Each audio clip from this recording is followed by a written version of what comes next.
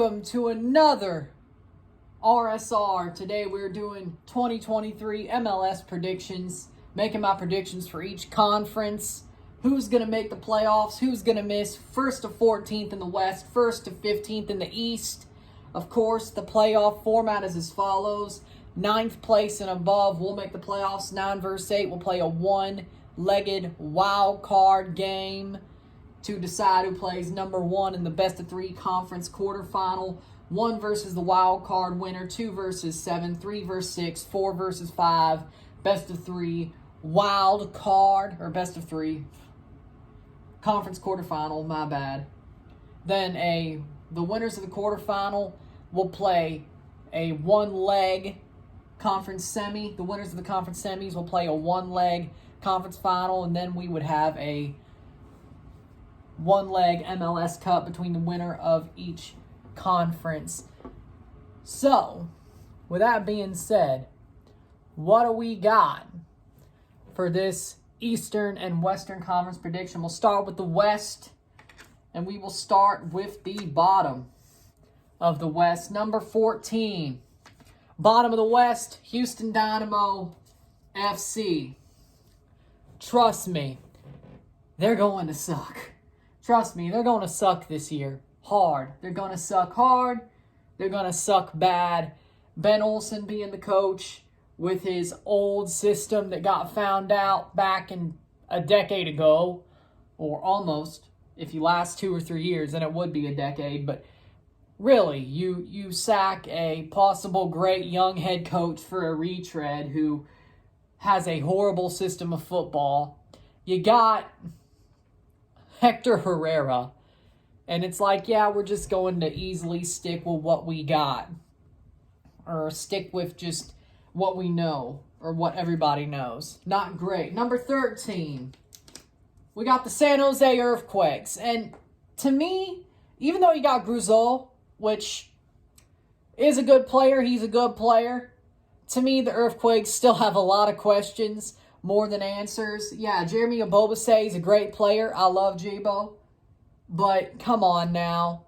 Gruzo and Jeremy Ebobisse, that's about it. That's all you have. JT Marcinkowski, yeah, you still have him in goal.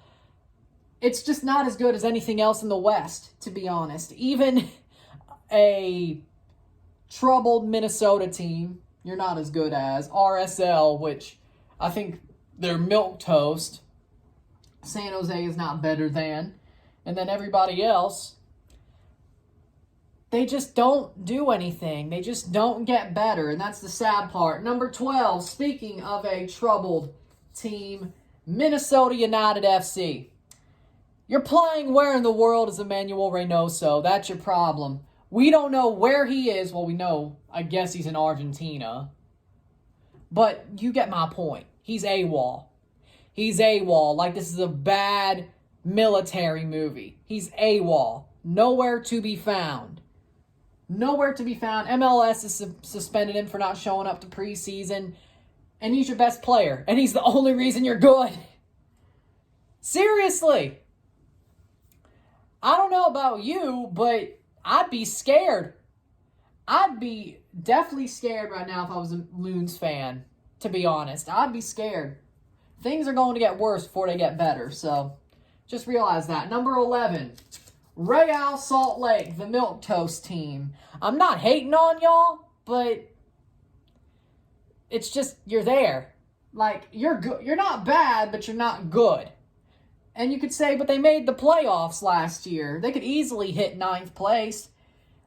I'm going to make a call that makes you probably say, nah, they're probably better than this team. But for me, I just think they're meh. They're not bad. They're not great. They're just there as well. And the West is pretty top-heavy, I have to say.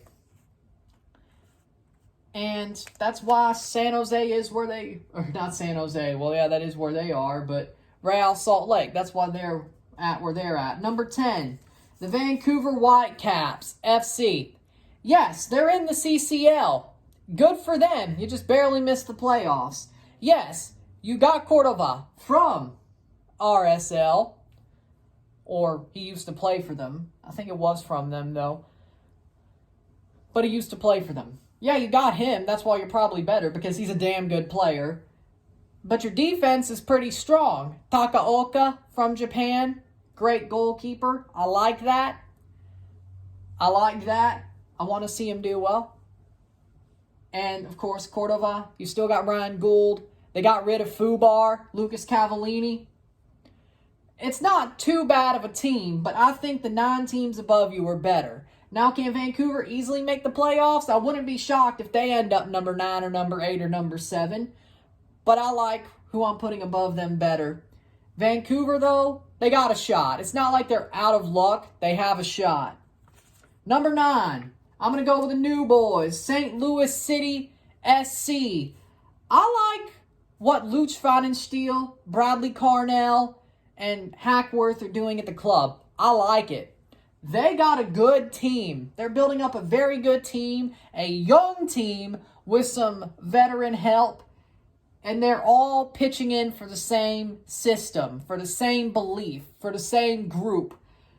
Luch Pfannenstiel doesn't believe in designated players, as you heard. They got Indiana Vasiliev. They have Roman Burke. They have João Klaus.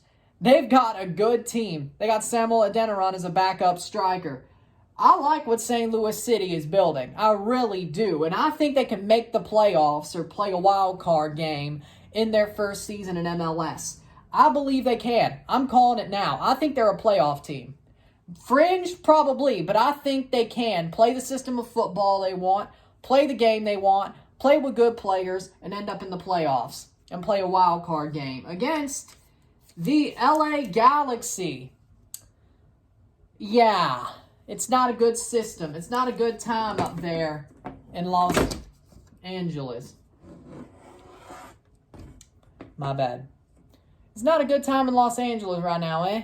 No, it's not really. Not really. They did get rid of Victor Vasquez. They've built well.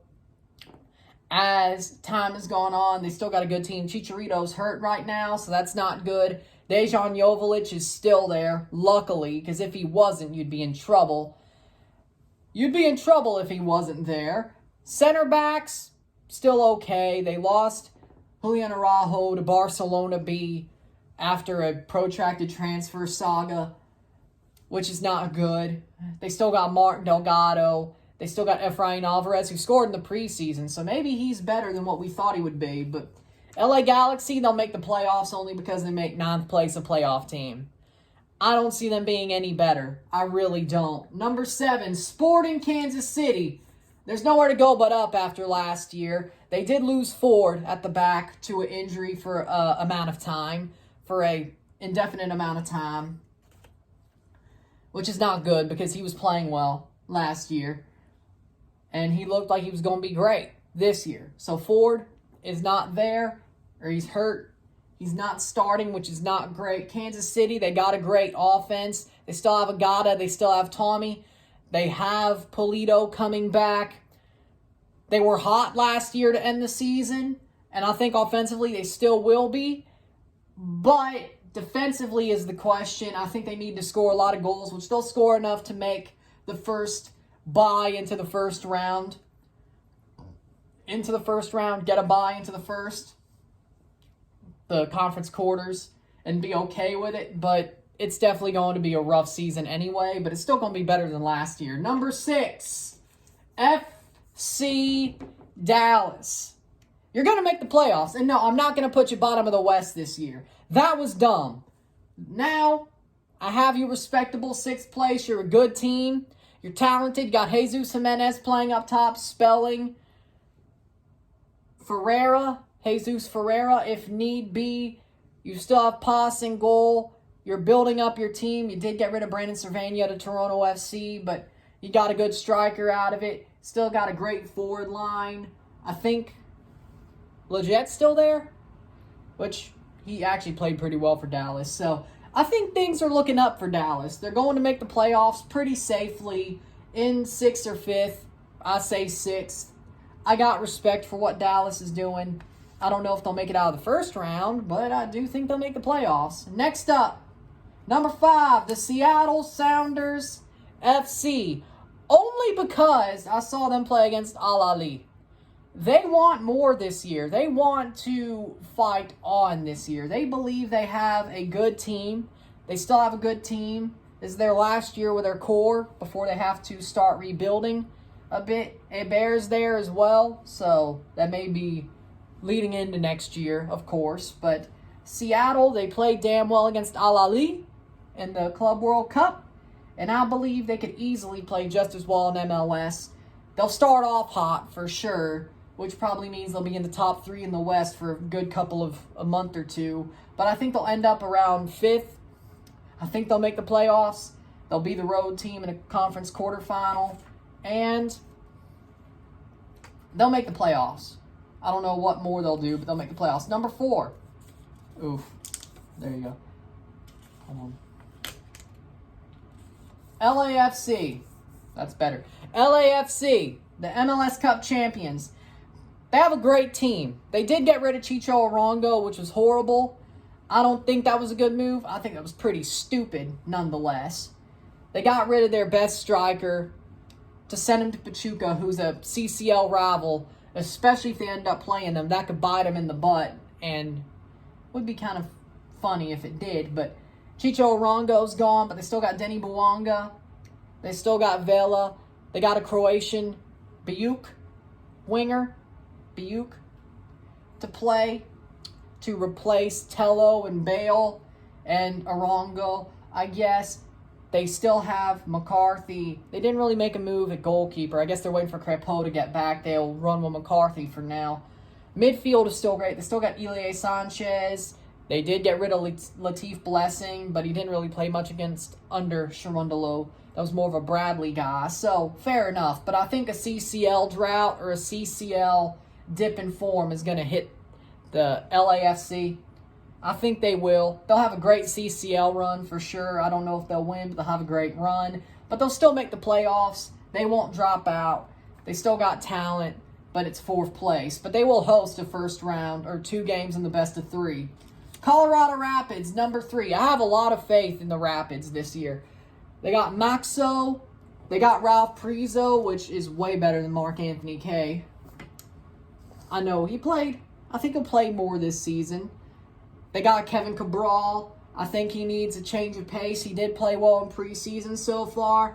I like the Rapids at 3. I think they'll make the playoffs. I think they'll bounce back from last year. Not number 1. They won't do what they did in 2021, but I think they'll make the playoffs. They'll host 2 games in the best of 3 if they play all 3. I think they're that good that they'll be just fine. They'll be one of the better teams in the West. I have a lot of hopes for that. Number 2, Austin FC. I think they'll stick in number 2 in the West. They'll stick with number 2 in the West. I think they're that good. They're a damn good team. They'll play well in CCL. They still have... They got Jossie Zardes. They still have Oruti. They still have Driussi. They have Rigoni. They still got a good team. They're building up well. They still got Stuver in goal, and having a great goalkeeper goes a long way. They'll have an okay CCL run, and they'll definitely have a good season. And finally, number 1, you got the Portland Timbers, because I think they'll be the best team in the West this season. I think they're the best of a very volatile conference because, again, I could see LA finishing first, even with a CCL hangover. I could see Colorado finishing first. I could see Seattle finishing first. I could see Dallas coming out of nowhere. I could see Austin finishing first. Anybody in the top 6, I could see end up in the top 4, and especially the top 2. But I think Portland's got a really great team. They're building on. Evander looks like a great signing for the Timbers. A great player to have in this system.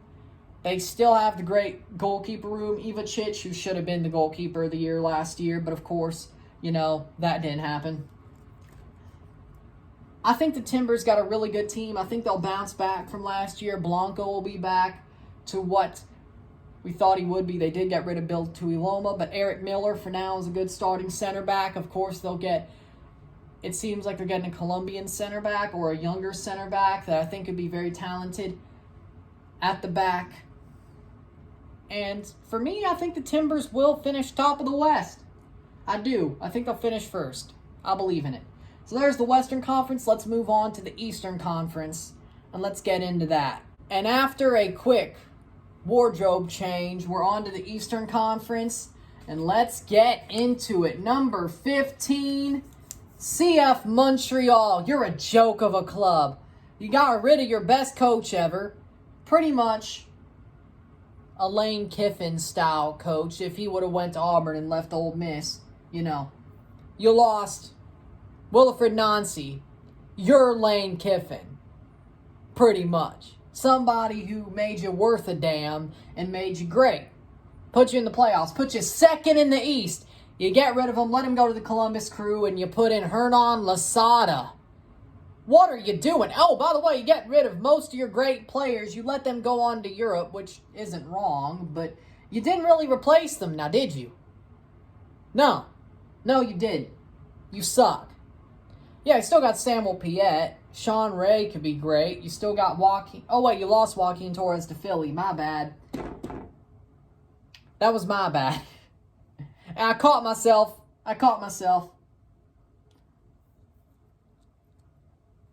My bad, you don't.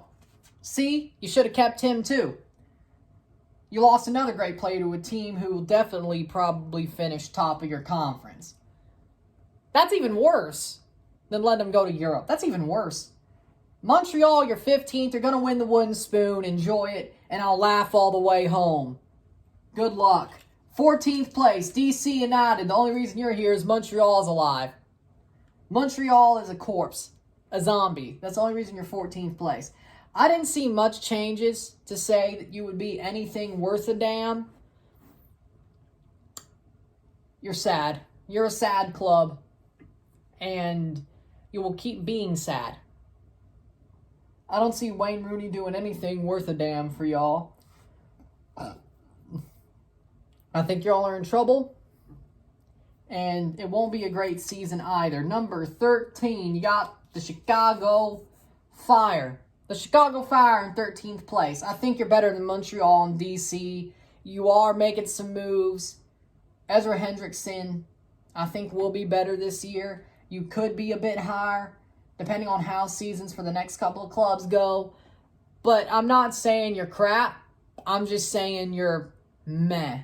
You're not horrible, but you're not great. But you are making forward moves. But losing your goalkeeper, I know Chris Brady, talented goalkeeper. But for now, 13th place sounds about right. 12th place, New York City FC.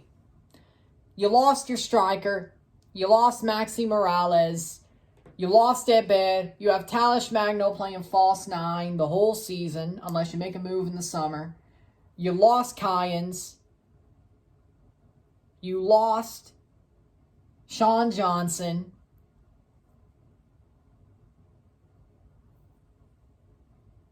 You have one back. You have one center back.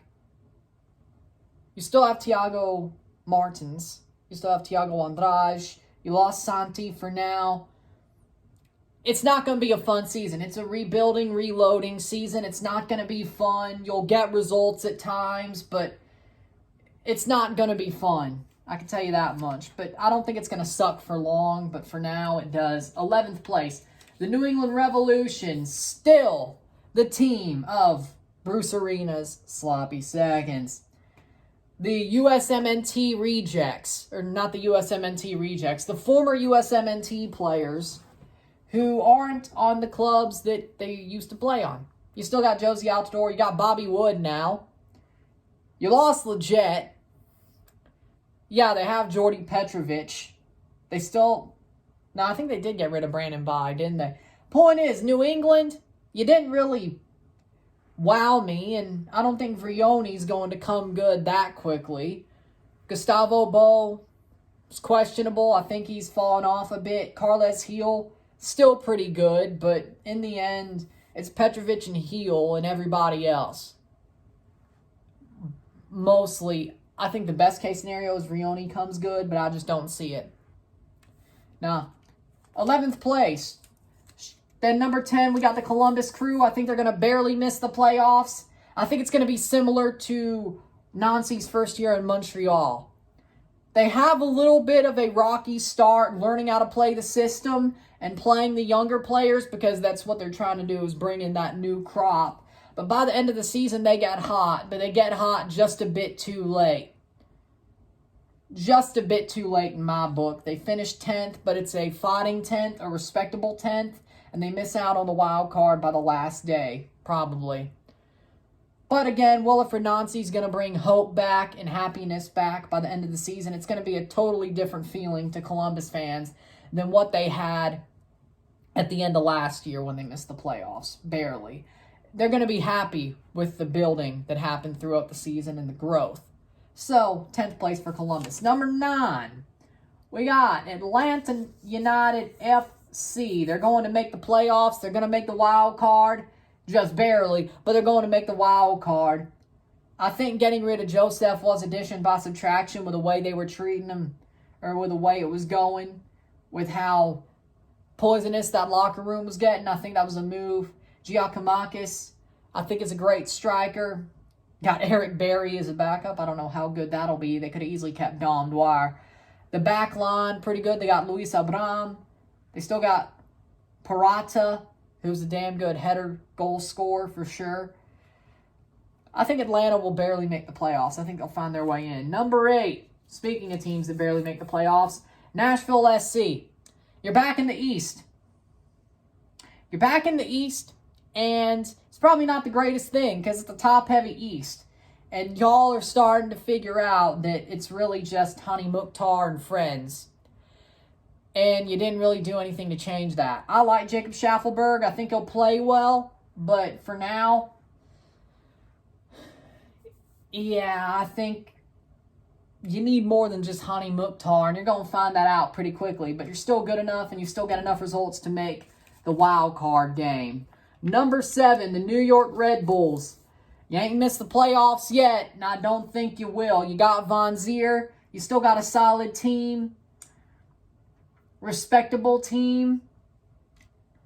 You still got Duncan. You still got John Tolkien. You still got your center backs, Nialis. You still got a good attacking team. Lewis Morgan. I think they'll make the playoffs, and they will make that first conference quarterfinal bye spot. Number 6, Inter Miami CF. No Pozuelo. I don't think there's going to be a problem. They won't be that good, but they'll be number 6 because half a season without Pozuelo and possibly half a season without Messi is going to make you have some problems. Because it seems like they do believe they're getting Lionel Messi. But right now, they don't have a number 10 to play the ball into Joseph Martinez, a great number 10 to play the ball into Joseph Martinez and Leo Campana. And that's the problem. I don't think Quarantine Jean is that guy. I don't think Bryce Duke is that guy. They can't do what Pozuelo could do, and they can't do what Messi would do. So, not having the service to your strikers for the first half of the season, I think is going to give you some problems. Your defense is not the best.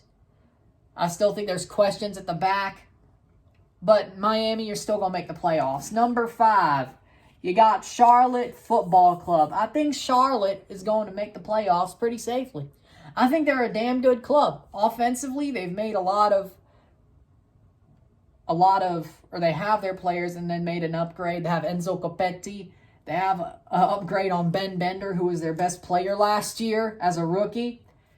And he's a backup now. Looks like it by the depth charts. That's a good move.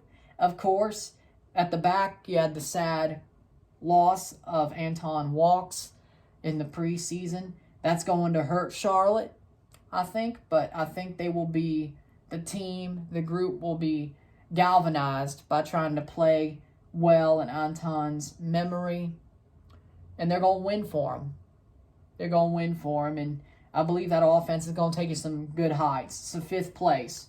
The first team to have a home or 2 home playoff games in the conference quarters. 4th place, Toronto FC.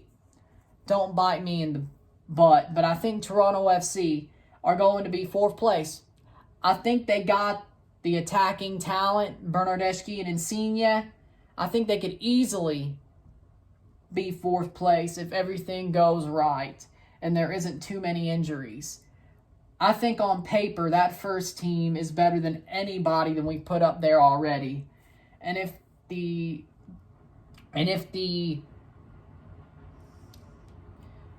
depth plays well as well, I don't see any problems. I really don't. I think fourth place is right for TFC. They could bottom out and we'd be shocked about, or not shocked, but it wouldn't be surprising, or they could be even better. Who knows? But I'm going safe fourth. Third place, FC Cincinnati. They're still climbing up the table. They're going to be a damn good team this year. They still got Vasquez. They still got Luciano Acosta for now. Alvaro Barreal. They got a good defense. They got Celentano still. I think Cincinnati's third in the East. I think they will be top 4 in the East this year. I like what I see from them. I like what they're building under Noonan. And I think they'll build more. Third place. Second, Orlando City SC. They had a very, very good underrated offseason. Just so y'all know. They had a very good underrated offseason. Dagger Dan Thorhalsen. Ojeda. They still have Pereira. And they still have Facundo Torres. They still got a damn good offensive team. They got some attacking talent. Their defense is okay. They still got Gaese. To me, I think Orlando will be just fine. They may not be CCL level. I don't know how good they'll do in CCL, but I think in MLS and Leagues Cup, especially when the season gets longer and longer, I think Orlando is going to be a damn good team. They're going to mesh well together. They had a very good, underrated offseason. Second place in the East, Orlando City. And finally, number 1, again, for the... Did they finish first? They hosted. Yeah. For the 4th straight year, yeah.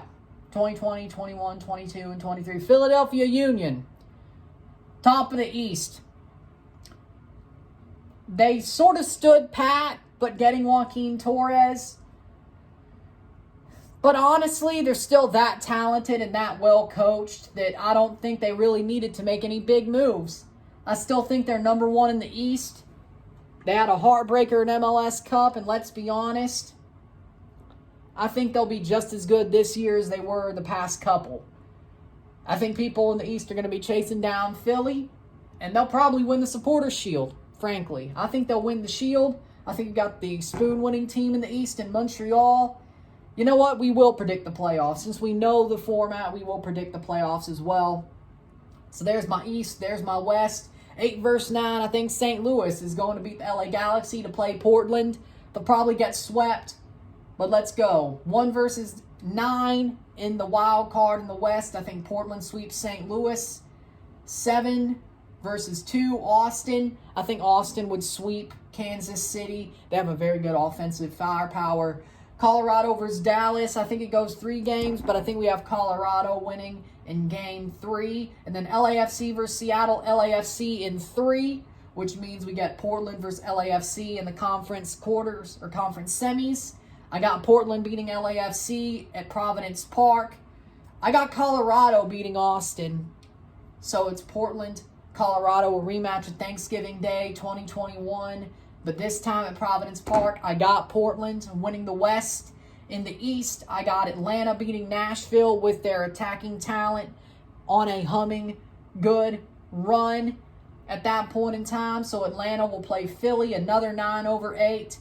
Philly versus Atlanta. I think Philly's going to sweep. Philly wins the best of 3. Orlando versus Red Bull. I think Orlando sweeps Red Bull. Cincinnati versus Miami. I think by then, if they have, I'm going to go say that Miami will have Messi by then. Miami in 3. Toronto versus Charlotte. Toronto in 3. Toronto versus Philly. I say that Toronto's hot right then. I say Bernardeschi and Insigne are hot by then. Toronto beats Philly by a goal in extra time in Subaru Park. Then you have Orlando versus Cincy. I think Orlando wins that. You got Toronto versus Orlando in Orlando, and order would be restored. I think order will be restored in the Eastern Conference. Toronto FC beats Orlando. Toronto FC versus Portland. You know what? I'm going to say it. This is going to end badly once again, but Toronto FC wins the MLS Cup over Portland Timbers 3-2 at Providence Park. Hopefully wearing the gray kits and not the club kits, or at least that's what most people would say. I don't have a problem with what they would wear, but Toronto wins the MLS Cup. Just running through the playoffs, that's what I think. That's going to end badly. Well, let's see if I finally get one right in one of these. With that being said, if you like this video, like it, share, subscribe. You know what it is. Tell your friends. Hit that like button. Hit that subscribe button. Hit that bell notification once subscribed. Send super chats on live streams. Comment on this video. Put us in play. Share with friends and family. All that great stuff. I shall see you on Saturday for DC United versus Toronto FC live in RSR. Then on Sunday, we have Seattle versus Colorado live in RSR, and a special Monday night football, Portland versus SKC live in RSR on Monday night. And I'll run it back up for the Dynasty Stars, of course, that afternoon as well. So, 3 games on opening weekend, 1 each day, a Saturday night, a Sunday night, and Monday night football. Are you ready for some football? Kick up the Bocephus. We're going to have some fun Monday night for sure. Nobody expected that, but thanks to the weather, kick up that Bocephus. And all the rowdy friends are going to pop in for that one, I'm sure. With that being said, I'm Ryan and I'm out. Peace. See you later.